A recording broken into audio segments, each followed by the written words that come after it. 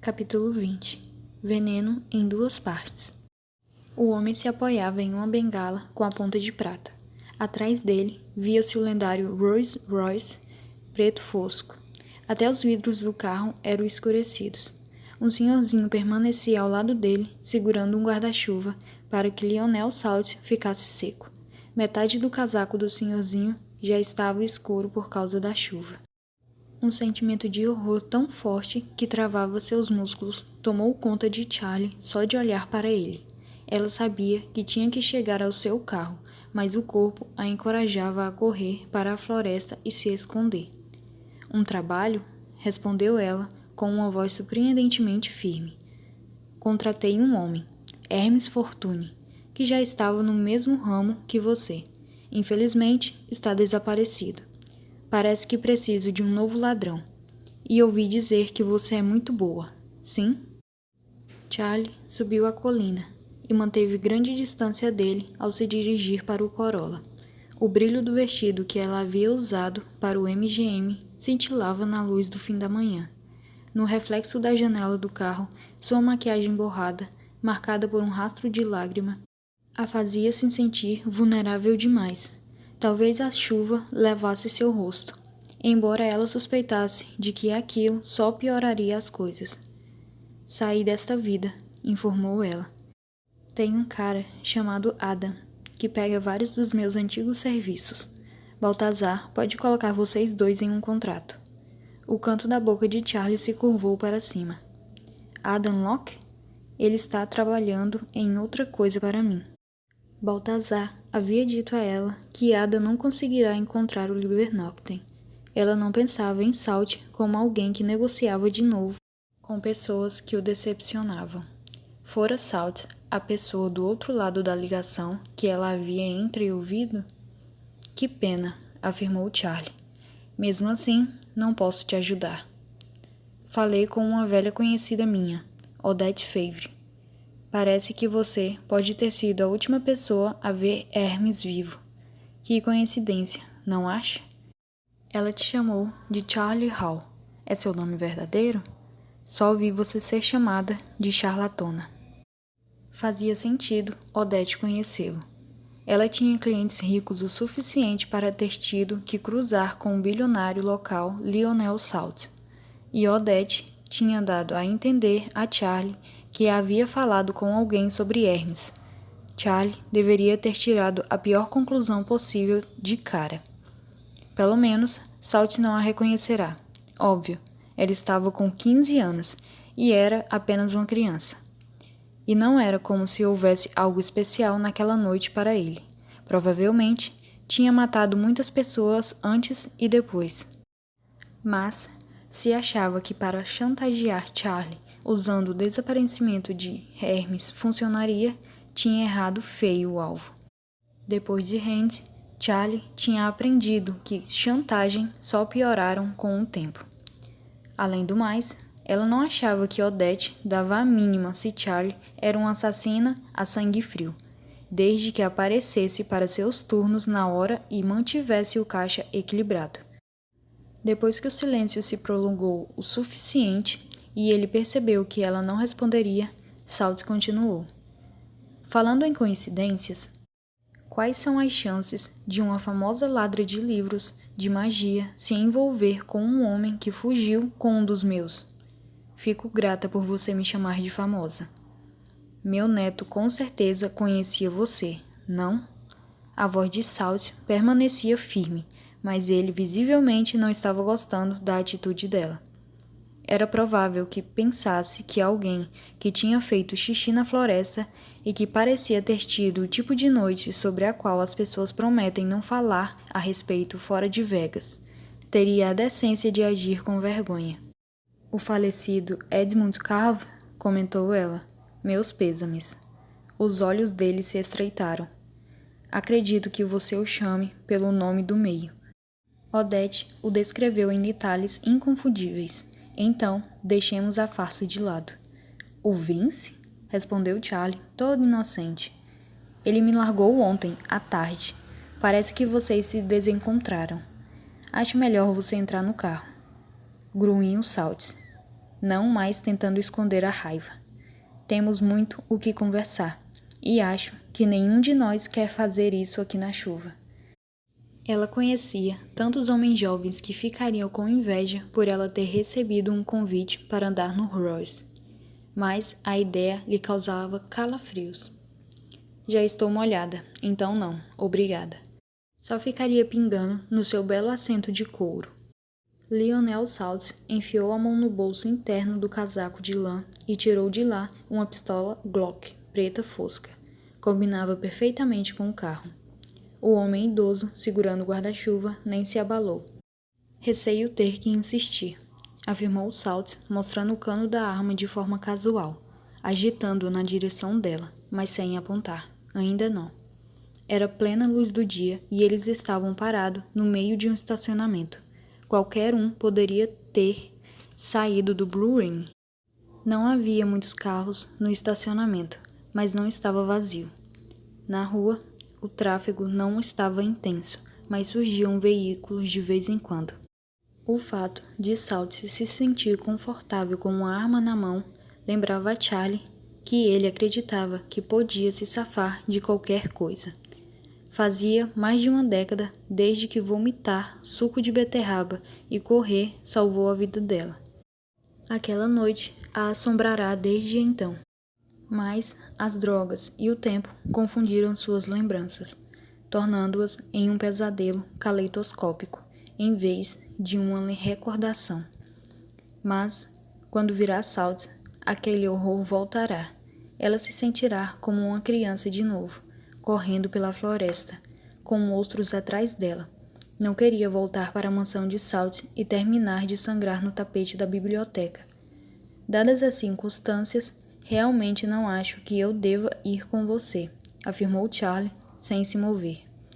Mas você vai, afirmou ele, dando a volta no Corolla e indo em direção a ela. Você é uma garota inteligente. Fará a escolha inteligente. Charlie ergueu as sobrancelhas. É bastante óbvio que você não sabe nada sobre mim.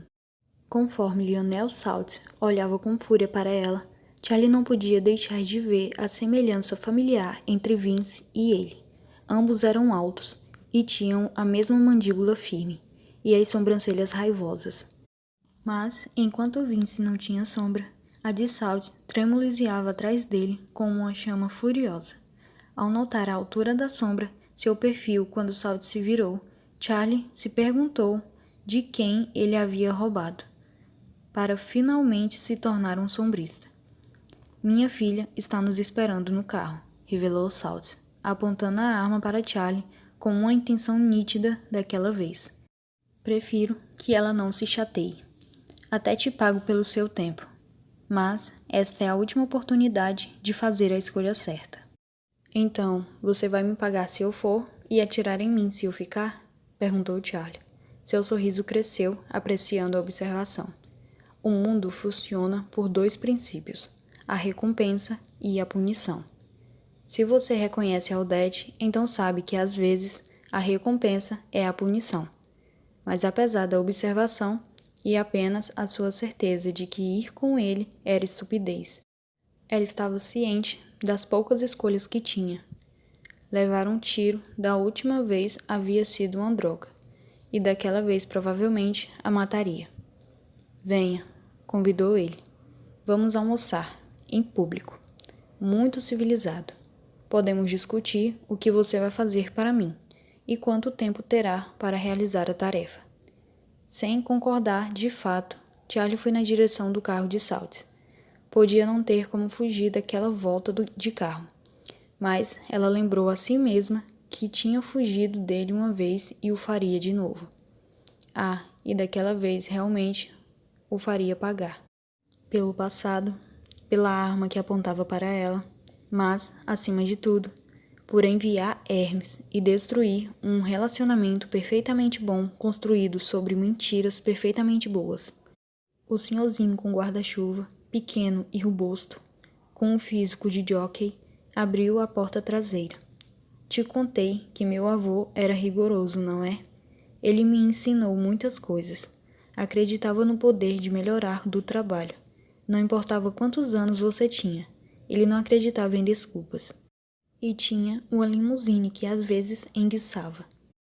Não havia como o próprio Salt ter ensinado Vince a consertar carros, mas ele podia ter insistido que outra pessoa o fizesse. Você gostava do Edmund, não gostava? Perguntou ela ao motorista.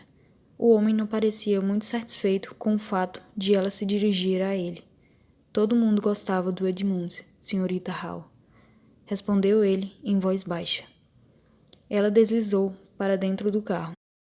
Mesmo de óculos escuro, a mulher que ocupava o assento do outro lado de um painel central era inconfundivelmente a mesma das fotos da festa de gala em Nova York, a filha de Salt e tia de Edmund Vincent Carver, embora tão próximas em idade que parecia mais uma irmã. Ela vestia calças pretas justas enfiadas em botas de camurça, uma blusa George azul estampada e um casaco de lã. Seu cabelo loiro era muito mais claro que o de Edmund, e um dourado mais fechado. Eles deveriam ter deixado um rastro de destruição nos corações e nas camas da elite de Manhattan. Sou Adeline, anunciou ela quando Charlie entrou. Me desculpe pelo meu pai, ele às vezes é um tirano terrível. Recompensa e punição. Salt disse algo para um motorista em voz baixa. Então se sentou no banco do passageiro na frente. O cheiro de couro e aromatizador do carro fez a cabeça de Charlie girar. Vamos tomar um café, convidou Salt, virando-se para olhar para ela. Você está com um cara de quem gostaria de um. E de roupas limpas, acrescentou Adeline, franziu o nariz, e então sorriu para Charlie. Sem ofensas, acordei muitas vezes com os trapos da festa da noite anterior. Trapos da festa? Não era que ela não conseguia imaginar Vince andando com ela, porque ele tinha uma paciência sem fim. O que ela não conseguia imaginar era Vince sendo como ela. O carro entrou na rodovia, afastando-se do bar, do Corolla de Charlie e de qualquer esperança de uma fuga fácil. Poucos minutos depois, o carro parou na frente de The Roast, um café nos limites do centro de North Putnam. Um funcionário saiu com uma bandeja com cafés e uma sacola que o motorista apanhou pela janela da frente.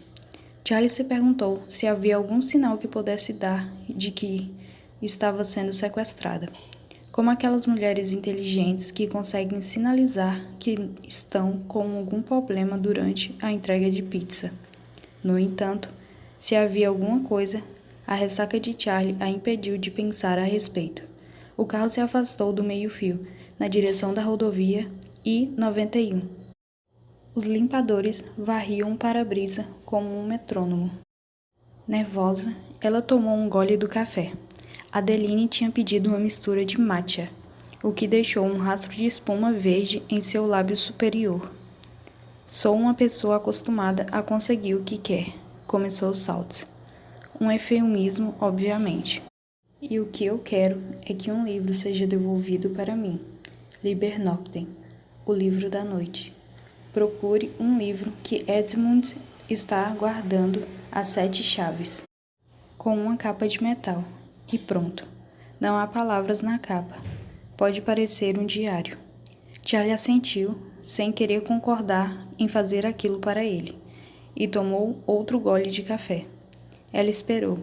Às vezes, o silêncio mantinha as pessoas falando. Às vezes, quando falavam o suficiente, não notavam se você não fizesse o mesmo. Naquele caso, funcionou. Salt continuou. Meu neto pode ser charmoso, mas é egoísta. Não é culpa dele usar as pessoas. Ele cresceu como uma mãe viciada.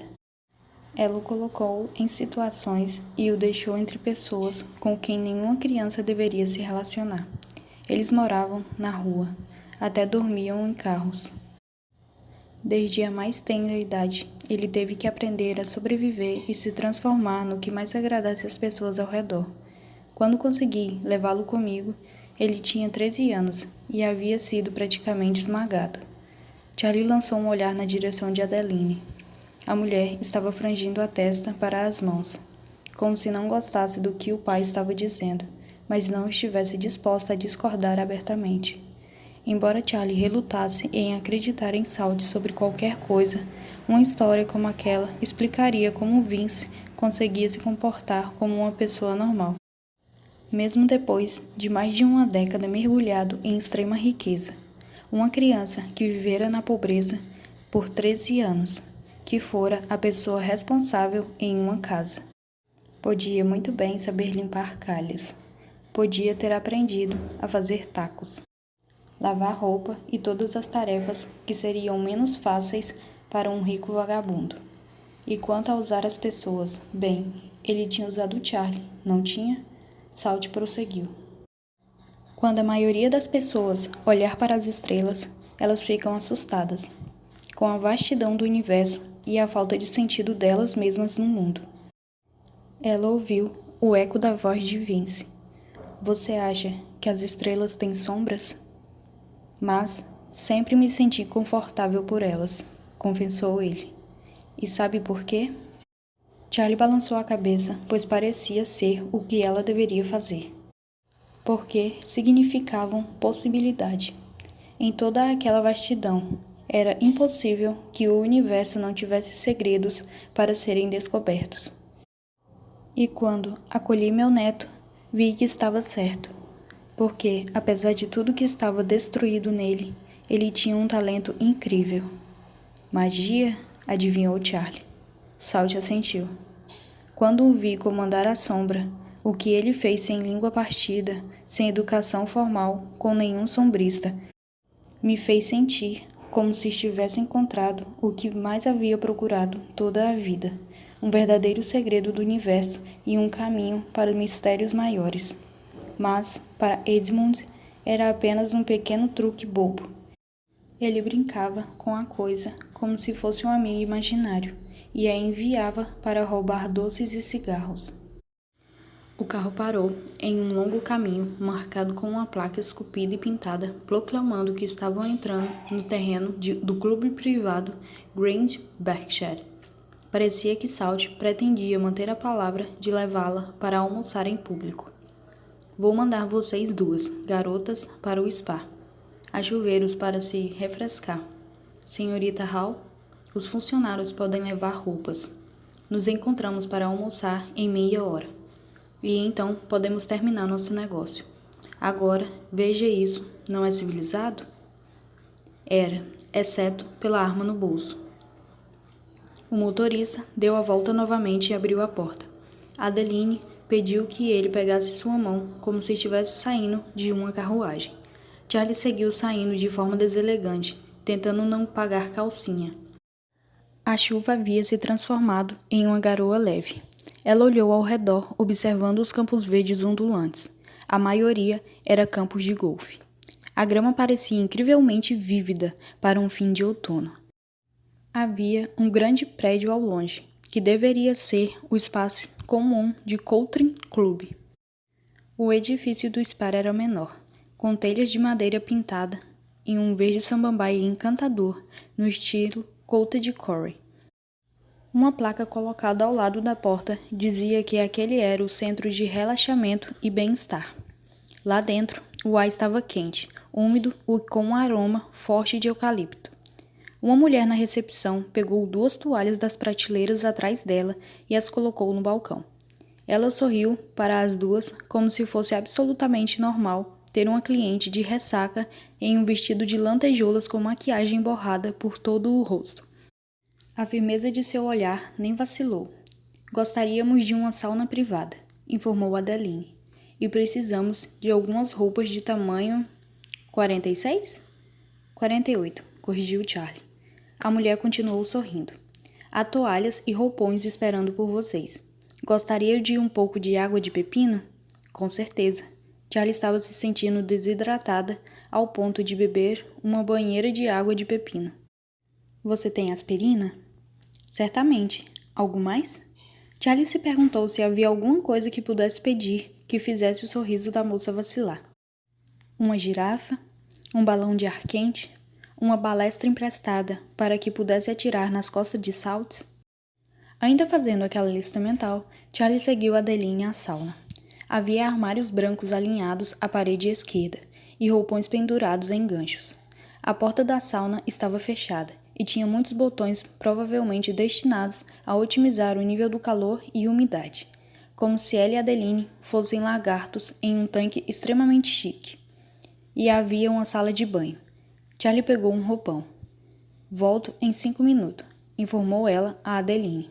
Sob o calor constante e a excelente pressão da água, Charlie esfregou o rosto com sabonete líquido, ignorando a forma como ardia os seus olhos. Ela lavou o cabelo com shampoo 2 vezes. Então vestiu o roupão. Adeline a estava esperando, o cabelo preso com uma presilha de casco de tartaruga. A sauna é de fato a melhor coisa para uma ressaca. Você transpira o álcool. Charlie viu uma jarra de água de pepino e um frasco de aspirina em uma bandeja de prata. Ela tomou uma generosa porção de ambos antes de seguir Adeline em direção ao vapor. O ar dentro da salinha tinha um cheiro ainda mais forte de eucalipto do que o da recepção, e estava tão denso que ela parecia estar bebendo e o respirando à mesma medida. Charlie nunca havia estado em uma sauna antes, então não tinha certeza se aquilo era normal. A combinação do calor e a umidade criava uma sensação de claustrofobia, mas não totalmente desagradável. Ela se sentou em um banco de bambu e esticou os dedos do pé descalço. "Você está com um hematoma", comentou Adeline, apontando para onde a panturrilha de Charlie tinha ficado preta e roxa, depois de ser atingida pela sombra de Hermes apenas 3 dias atrás. Charlie concluiu que a melhor coisa a ser feita era ignorar aquilo e redirecionar a conversa. "Você e Edmund têm quase a mesma idade, certo?" Adeline hesitou, como se a pergunta a incomodasse. "Ficamos próximos desde que ele foi morar conosco. Minha meia-irmã era bem mais velha do que eu, e eu nunca a conheci direito. Então, era mais fácil pensar em Remy como um irmão, mais do que qualquer outra coisa." "Meia-irmã?" "Certo. A mãe de Edmund." "E sua mãe? Ela se importava de ter outra criança em casa?" Ela era uma modelo irlandesa, acostumada com crianças se comportando de maneiras diferentes das crianças americanas. Ela achava que havia algo de errado com ele. Adeline sorriu como se recordasse de uma lembrança agradável. Edmund dizia palavrões. Sempre. "E agora?" Adeline suspirou. "Ela mora em Nova York desde o divórcio. Minha mãe achava a obsessão do meu pai com um sombrismo desagradável." Os analgésicos deviam ter funcionado, porque a cabeça de Charlie doía menos. Era um pouco mais fácil de pensar e incomodava ainda mais que toda aquela situação não fizesse sentido. Por que Edmund decidiu ir embora? Ele não queria mais fazer o que meu pai pedia. Algo no rosto de Adeline fez Charlie se perguntar se Adeline também não estava se sentindo um pouco rebelde. Ele exigia muito de Edmund. Ela podia imaginar. O neto era quem tinha a magia afinal. Mesmo Salt conseguindo comprar sombra ativada, ainda não teria os anos de experiência que o neto tinha. Aquilo era impossível de comprar. E Charlie só podia imaginar o quanto aquilo devia irritar Salt, um homem acostumado a comprar qualquer coisa e incapaz de comprar o poder de uma criança. "Como ele era com você?" perguntou Adeline. Havia uma ênfase estranha na pergunta, como se uma das palavras tivesse outro significado. Talvez Adeline pensasse nele como um metamorfo, igual como o avô de Edmund havia descrito, mudando para se adequar à pessoa com quem estava. Era difícil argumentar com aquilo. Afinal, se ele era diferente com todos, então, como ela poderia saber?